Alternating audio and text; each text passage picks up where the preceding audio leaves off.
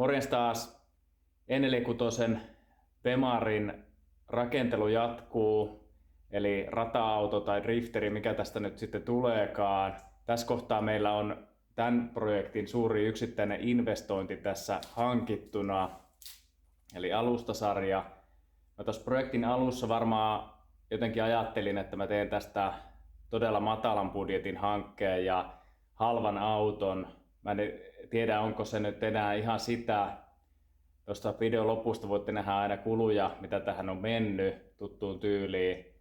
Aika tarkkaan vuosi on nyt tässä auto rakennettu ja videoitakin aika monta siitä tehtynä. Kannattaa katsoa, jos nyt vasta tulee kanavalle, niin toi koko videosarja läpi. Siellä on hyvin yksityiskohtaisesti kaikki kulut eriteltynä, mitä tähän on mennyt ja mitä kaikkea tällä on tehty. Mutta joo, tässä alustasarjan asennuksessa tulee myös kaikkea muuta tehtäväksi, mikä on nyt pakollista oikeastaan tehdä tässä vaiheessa, joten homma on paljon, eli eiköhän käydä hommiin.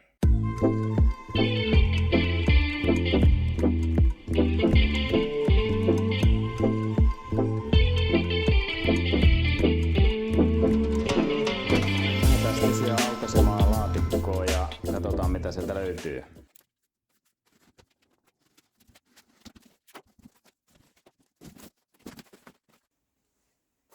Ruvetaan penkoa. Mitä täältä löytyy? Kallistukselta ja tankojen päät.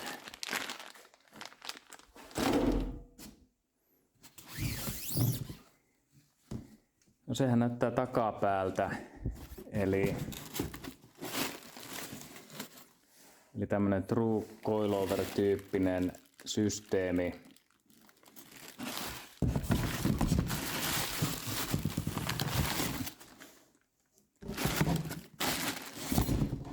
Ja siinä etupää. No paketista tuli alustasarja, eli BC Racingin DS-sarja. Tää DS on entiseltä nimeltään DR, eli ilmeisesti sama asia. Ja halvempi versio olisi ollut se BR-sarja. Siinä erona oikeastaan on lähes ilmeisesti ainoastaan tämä mäntätekniikka, miten tämä menee täällä. Ja tämä on nimeltään tää on tyypiltään digressiivinen. Eli se BR-sarja on semmoinen lineaaristi käyttäytyvä iskuvaimen, joka suhteessa iskun nopeuteen se kasvaa lineaarisesti se vaimennusvoima, kun taas tässä digressiivisessä se lähtee jo pienemmästä, hitaammastakin töysystä, lähtee ottaa jo paljon suurempaa vaimennusvoimaa käyttöön. Ja en tiedä, onko se nyt parempi sitten paljon vai ei. Tää on kuitenkin hyvin paljon suositeltu ja ylipäänsä tämä BC Racing on semmoinen ehkä pidetty edullisimpana, semmoiset minimit täyttävänä alustasarjana, että ei kuitenkaan mikään monen tonnin setti. Tyypiltään tää on sitten tämmönen niinku tää takapääkin tämmönen true coil-tyyppinen. Katsotaan vähän, että mitä se meinaa. Voi käydä tuosta autosta vilkaisemassa. Sille mä nyt en keksi perusteluita, miksi mä halusin tällaisen välttämättä, enkä sitten semmoista missä se jousi on niinku erikseen sillä alkuperäisellä jousen paikallaan, vaan mieluummin tämmönen. Jotenkin mä ajattelin, että tää on selkeämpi systeemi ja en tiedä siitä ehkä sen enempää. Osat tuli tämmöisestä kuin jmtuonti.fi ja tämmöisestä firmasta. Palvelu tosi hyvää. Mä kysyin noista jousijäykkyyksistä ja heti sai hyvää tukea siihen ja papereissa on tietenkin kaikki TYVin tyyppihyväksynnät, eli nämä on täysin mahdollista katsastaa myös katuliikenteeseen. Mulla sillä ei nyt ole mitään merkitystä, mutta ehkä mä nämä paperit säästän. Tässä lyhyesti se ero, eli kun alkuperäinen jousi on tällä paikalla ja iskuvaimenin tossa, niin näissä alustasarjoissa on niinku valittavana kyllä se näinkin toteutettavaksi, eli se jousi pysyy tossa ja iskuvaimen erikseen. Jolloin, koska jousi on tuonnempana tässä tässä tukivarressa se vaatii jäykemmän jousen kuin että se on täällä ulompana, eli tässä iskunvaimentimen kanssa yhdessä. Ja se tietysti tarkoittaa myös sitä, että kaikki tämä voima tulee menemään nyt tätä kautta, eikä täältä tänne koriin päin. Sekin pitää siinä ehkä vähän ottaa huomioon ja miettiä, tarviiko tämä vahvistusta. Mullahan ne hitsattavat laput on jo olemassa, eli ne on mahdollista kyllä laittaa.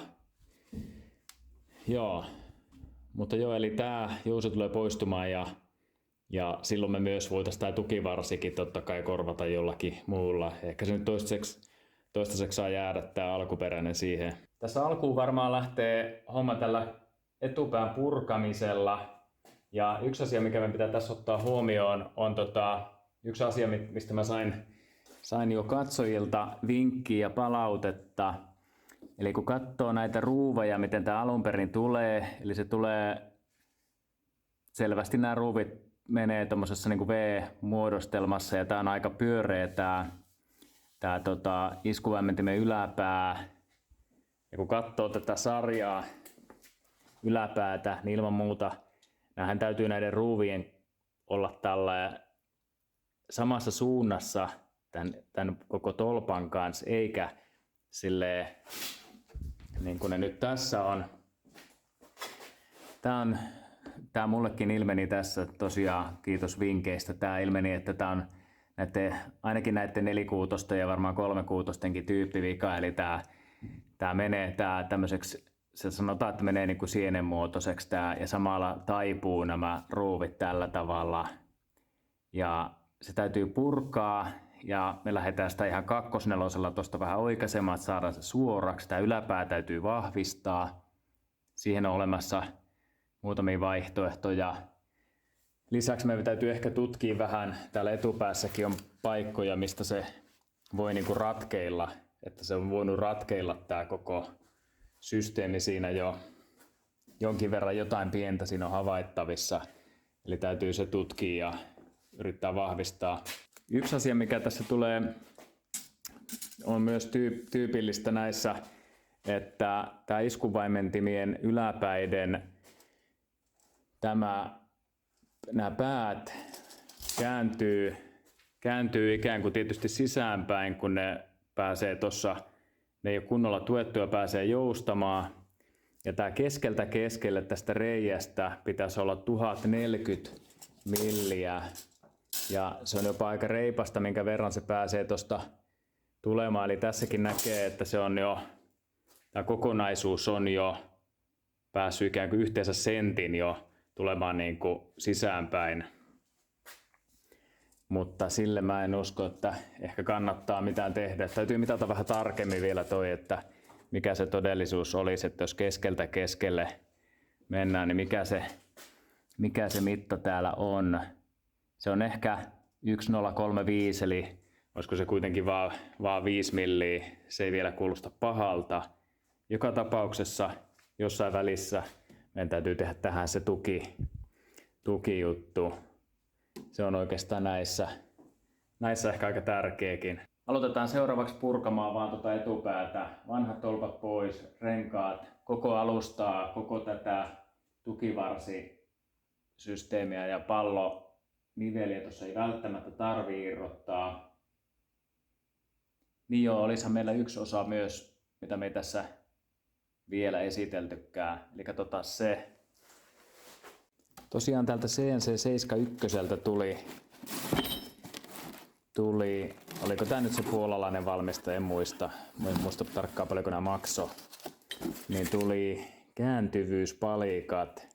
Nämä näytti mun silmään paremmalta kuin ne perinteiset eBay-malliset. Ja nämä voitaisiin tietenkin laittaa tuohon jo valmiiksi. Kaikki ruuvit ja kaikki tässä on mukana.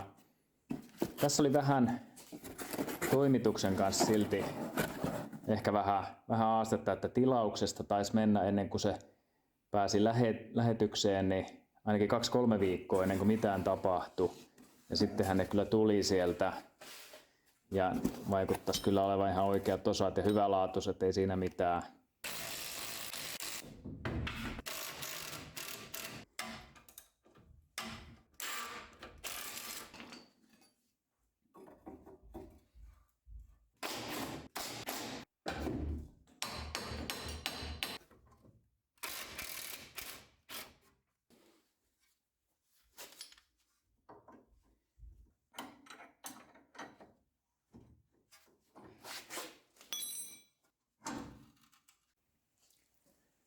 No niin, tästä tuli mentyä vähän sillä perseellä puuhun. Tuo tolppahan lähti kyllä siitä, mutta tämä olisi kannattanut nämä pallot irrottaa aikaisemmassa vaiheessa. Lähtee se nytkin tosta. Mä kyllä ajattelin ensin, että tarviiko tätä ottaa, mutta kyllä sen itse asiassa tarvii, kun tästä tulee nyt tämä CNC71, siis nämä kääntyvyyspalat, niin tää meneekin tohon sillä tavalla, että tää alatukivarsi tulee niinku eri pisteeseen, eli tohon kiinni, ja tää menee, laitetaan pultilla tohon, ja tää taas tulee, tää piste tänne tohon kiinni, ja tohon tulee raidetangon pää. Vähän jännittää se, että toimiiko nämä muuten ihan näiden alkuperäisten tukivarsien kanssa. Sitä täytyy kokeilla.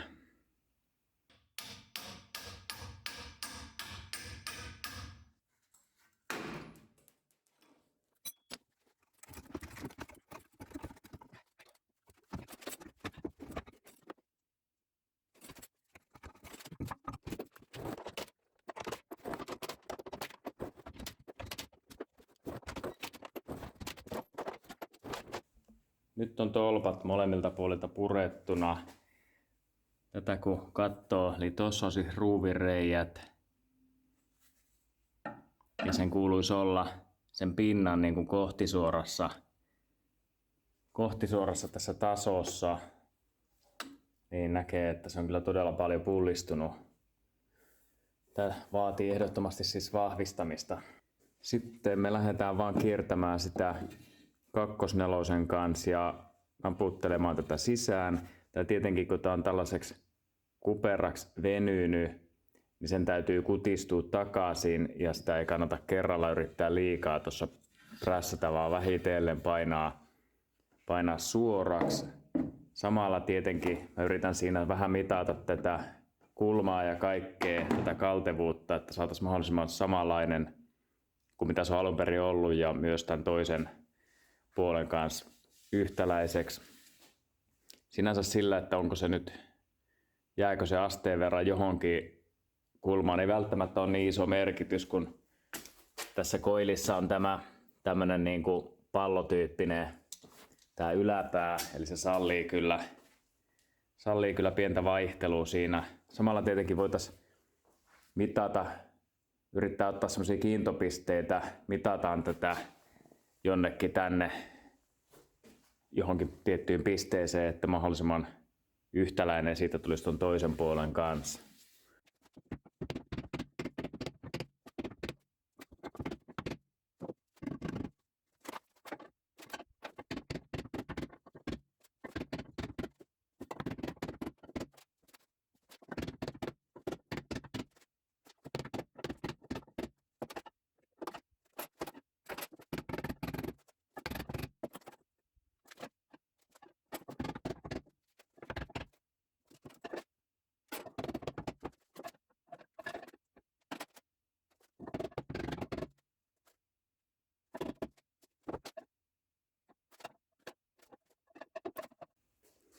Alkaa jo olemaan selvästi parempi.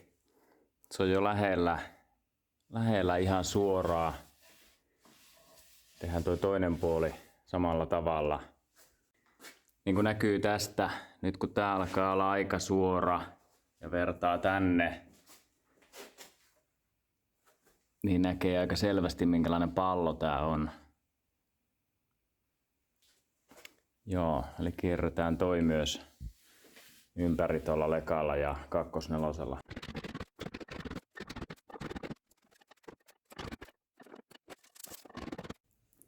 Alkaisi varmaan olemaan tääkin.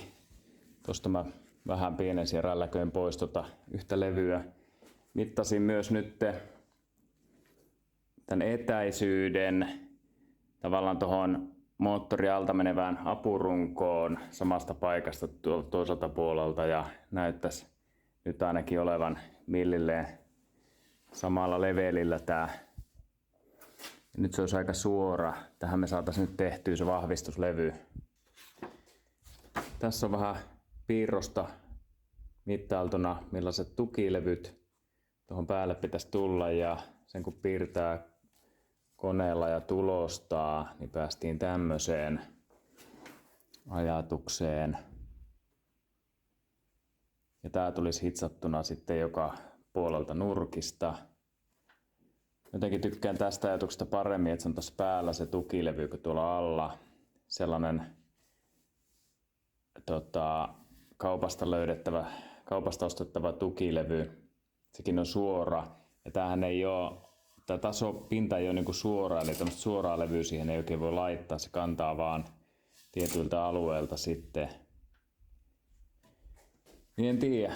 Tällaisen näin nyt, tällaisen idean jossakin sitten. Ja tää näyttää mun silmään nyt ainakin ihan hyvältä.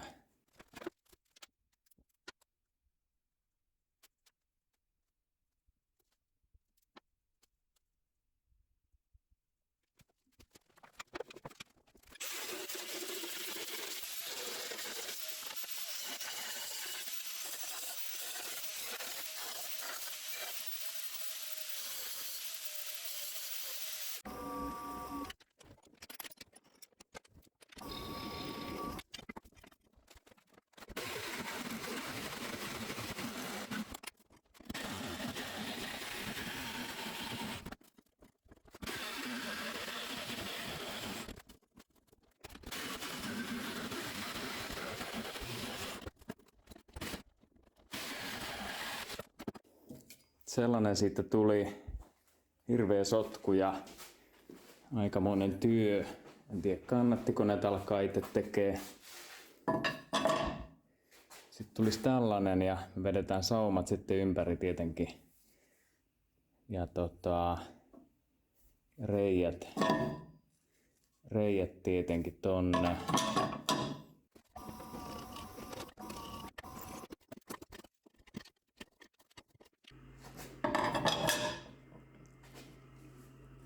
Se olisi valmis.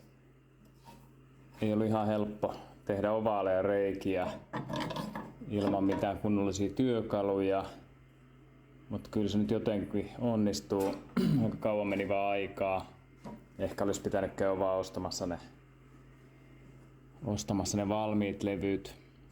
Mutta joo, tämmösiä ihan ei kaupassa myydä, vaan on kaikki niitä allepäin asennettavia. Ja kuvittelen, että tää on jotenkin parempi.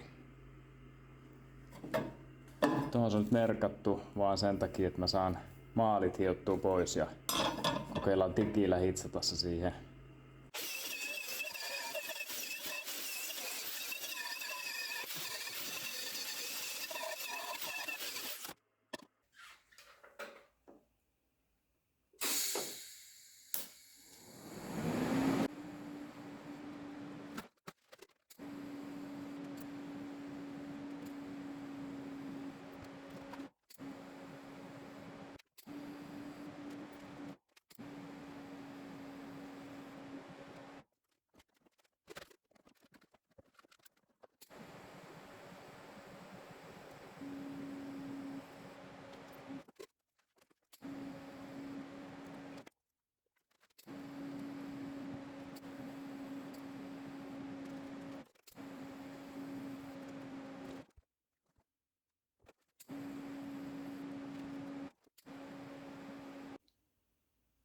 Ja valmista tuli. Se on nyt sen näköinen. Tässä koneessa vähän harmi toi johto on tosi lyhyt. Samaten mulla on joku 4 metrin tää kaapeli, maadotus, johon kanskin tulee ongelmia. Me ei millään yllätä tuonne toiselle puolelle. Mulla kyllä jatkoroikka on tohon, mutta on kuullut siitä, että se ei välttämättä tuo kone tykkää siitä jatkoroikasta. Annetaan ton nyt jäähtyä ja pidetään pikku kahvibreikki, että ihan selkeä tuo toinen puoli samalla tavalla. Sitten täytyy saada maalattua myös täältä puolelta. Ja hyvä suojautua siihen. Tuota tulee todella paljon hiekkaa ja pölyä niskaa. Hirveä homma. Ne sai nyt maalit vielä päälle. Eli nyt olisi toi valmis. Myös altapäin on maalattu sitä jonkin verran. Päästään lyömään asioita nippuun.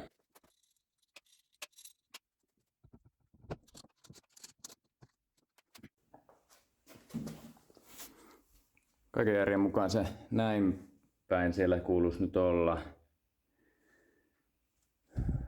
Oliko se niin, että tää tuli etupuolelle? Tämähän muuten täytyykin vaihtaa siihen lyhyempään tää tangon pää. Eli tuolla on toi nasta. Ja se menee kaiketi tähän uraan. Joo. En tiedä, kai se näin on. Hienosti kyllä toimii tää, kun tuolla yläpää on se sellainen kuula, niin se sallii tähän kyllä minkälaiset säädöt tahansa.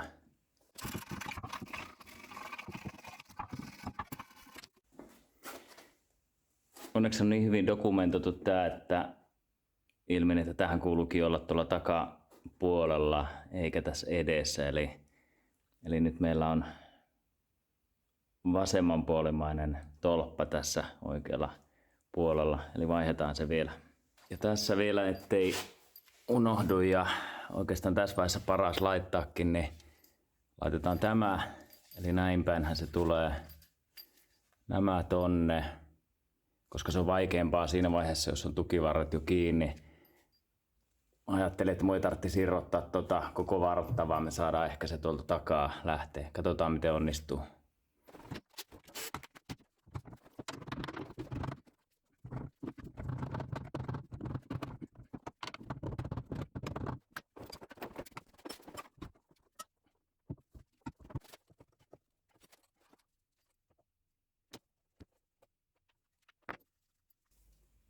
Eli tää pusla, mun täytyy muuten äsken jo katsoa videolta, että kummispäin mä otin tämän puslan täältä pois, että oliko se täällä näin ulkona, mutta no näin päin se siellä on ollut.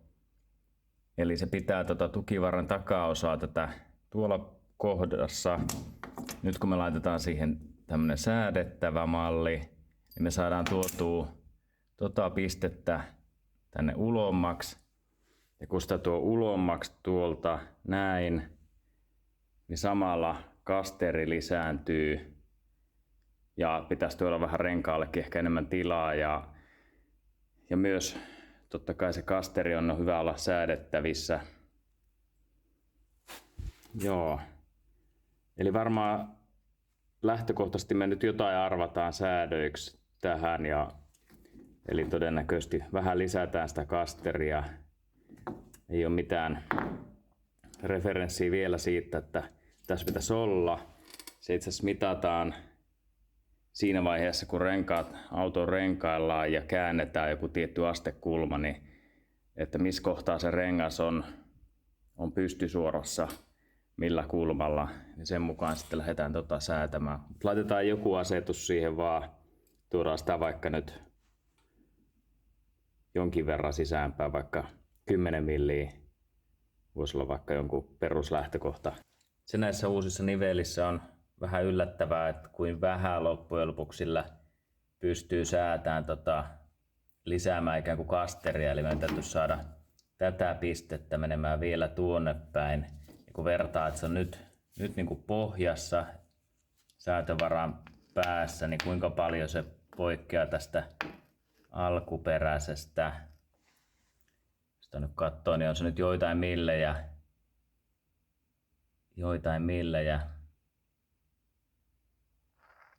mutta ei enempää. No, laitetaan paikalle enempää siis kasteria, ei noilla säädöillä tuu saamaan. Ja vielä vähän lisää mutkia matkaa. Ton kuuluisi mennä siis tohon. Ja se ei kyllä meinaakaan sinne mennä. Tähän tää on siis.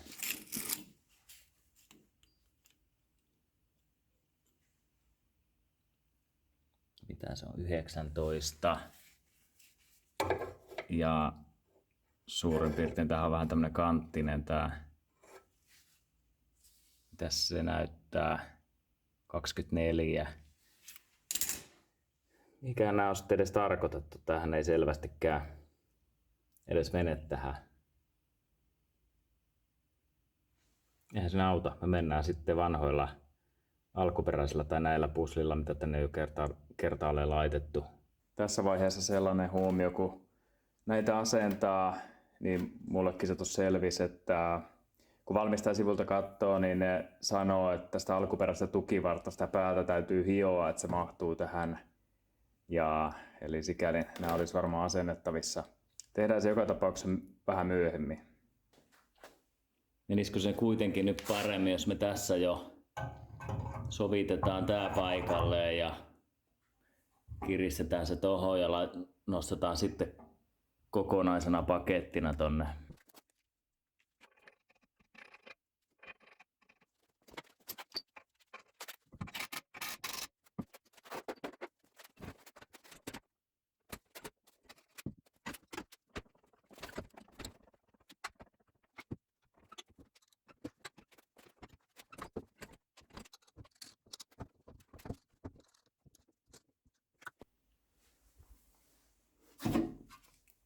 Se on siellä. Toistaiseksi kaikki hyvin. Sitten meidän täytyy alkaa katsoa, miten nämä CNC71 palikat tonne menis. Eli tossa on kartio. Ne kuuluu mennä. Ja tossa sanotaan, että tämä on oikea puoli. Nämä kartiot täytyy mennä niin kuin näihin alkuperäisiin palloniveliin. Toi tonne ja tämä.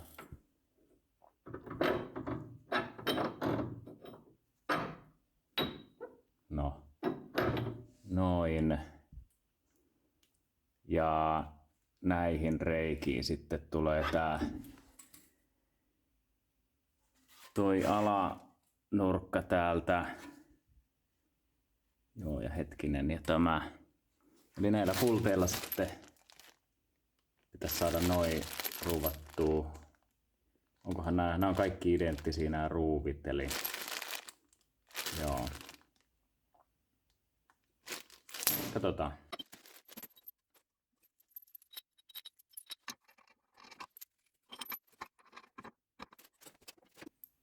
Niin sattumalta olet tämmöstä kuusiokoloavainta nyt näin isoa edes olemassa.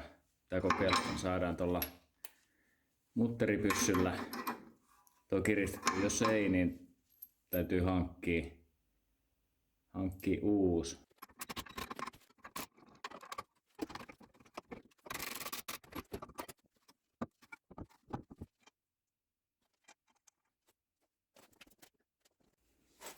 Pieniä yhteensopivuushaasteita tuossa on, kun tää mutteri ei tohon aivan täydellisesti mahdu.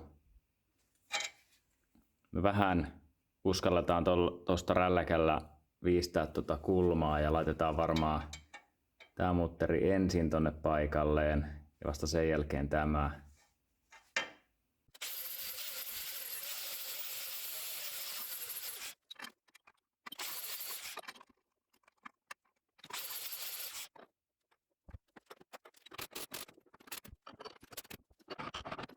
No jopas meni palapeliksi. Nyt se on sen verran tosta viistetty reunasta, että se mutteri kyllä mahtuisi varmasti olemaan tuossa paikalla ja ajattelin sen laittaa ensin tohon. Mutta nyt tässä vaiheessa tänne ei enää saakaan tätä ruuvia. Eli toi pitää vielä ottaa irti ja ainakin se olla valmiina täällä odottamassa. Ehkä mielellään se kuitenkin olisi jo valmiina tuossa kiinnitettynä ja kiristettynä. Ja sitä millä sitä pitää vastaan edes täältä sitten, kun se on tämmönen.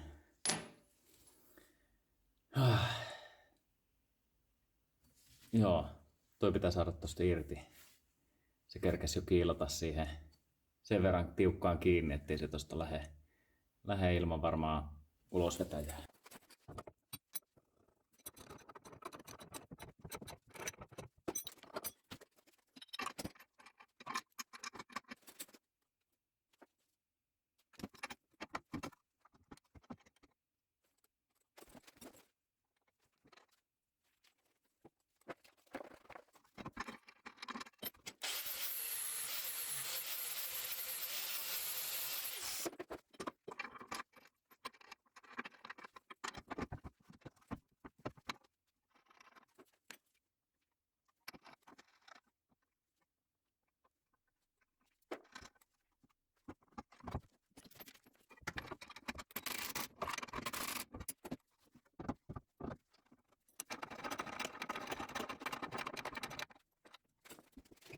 niin pikku motonettikierros väliin ja saatiin kunnon avaimet, millä pystytään tuo kiristää. Samaten kierrelukitteet laitetaan näihin ylokkeihin, ei kannata luottaa. Ne on enemmänkin yksi vitsi vaan.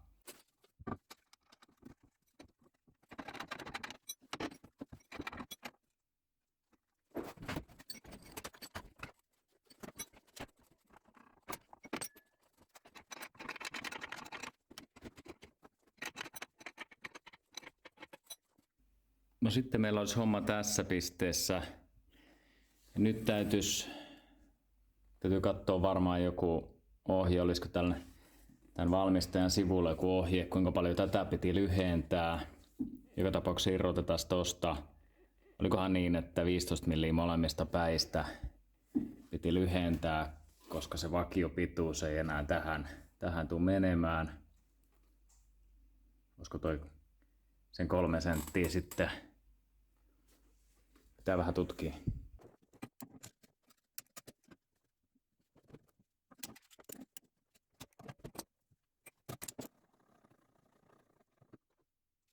CNC71 sivuilla, eli siis valmistajat on palikan valmistaja, sanoo, että näistä molemmista tästä sekä tuosta tapista pitäisi 10 milliä lyhentää. Kai sen saa siihen kiilattua vielä ihan hyvin, vaikka ilmeisesti ei käy niin, että pelkästään lyhentäisi päätä, vaikka 20 milliä.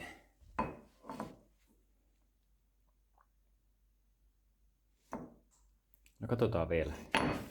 Se voi olla, että tästä me vaan otetaan 10 milliä pois ja niin on tainnut muutkin tehdä. Samaten tuolta ja sillä mennään.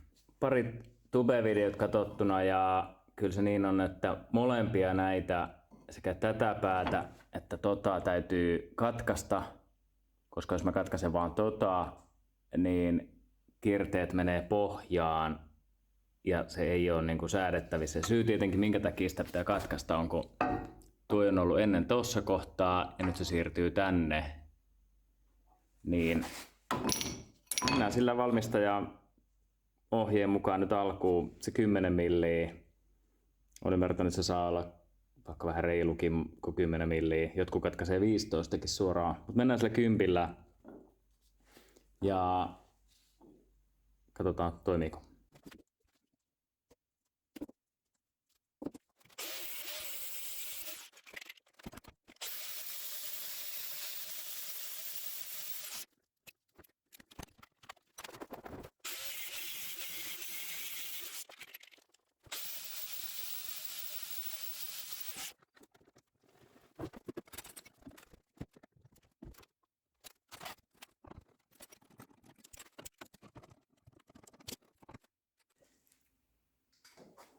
Kyllä se vähän niin oli, mitä olin kuullutkin tuossa, että mieluummin enemmän kuin vähemmän pitää katkaista näitä. Valmistaja sanoi, että 10 milliä molemmista, sen mä otin ja kun laittaa renkaat suoraan, niin olisi jäänyt kyllä vielä harittaa. Eli enemmänkin se on, että 15 milliä molemmista päistä saa ihan reippaasti ottaa pois ja sinne jää vielä paljon kierrettä. Eiköhän se nyt olisi vielä säädettävissä. Eli tollanen kokoonpano. Tähän eroaa tämä CNC71-versio niistä eBay-kääntyvyyspalikoista sen verran tietysti, että tämä tuo myös tämä pidentää tätä alempaa tukivartta ehkä 3 senttiä, eli tuo jo valmiiksi sitä rengasta ulospäin. Sekä lisäksi tällä systeemillä se tuossa lisää kääntyvyyttä.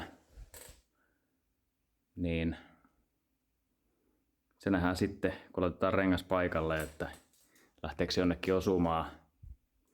Silloin meidän pitäisi just saada tehtyä sitä kasteria, eli tuotua tätä rengasta eteenpäin, jos se lähtee tonne osumaan eteenpäin. Samalla ehkä käyttää jotain spaceria välissä, jolla saadaan rengas ulospäin ja silloin se mahtuisi tulla liikkumaan.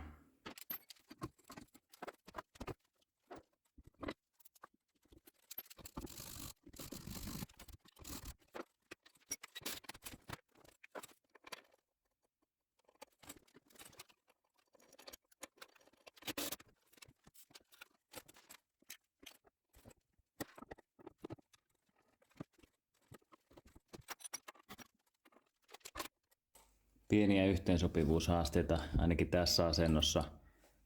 Tämän jarruletkun tukipisteeseen osuu vähän tää kallistuksen vakajatangon pää. Periaatteessa tämän peltilätkän tästä voi ottaa poiskin tai sitä voi vähän trimmata, mutta haluaisin sen tossa pitää. Se kuitenkin hyvin suojaa tuota jarruletkua, että se ei sitten hinkkaa itseään puhkiin jossakin. Siellä olisi myös nyt vasen puoli tehtynä. Seuraavaksi olisi aika laittaa tuo takapää, eli nämä tolpat. Tästä tulee vähän muutakin juttua, mitä sinne voitaisiin tehdä. Ja samalla täytyy miettiä, laitetaanko me sinne nämä iskareiden yläpäävahvistukset. Näistä on kyllä sanottu, että nämä ei ihan pakollisia nelikuutosissa ole. Mutta jatketaan siitä seuraavalla videolla.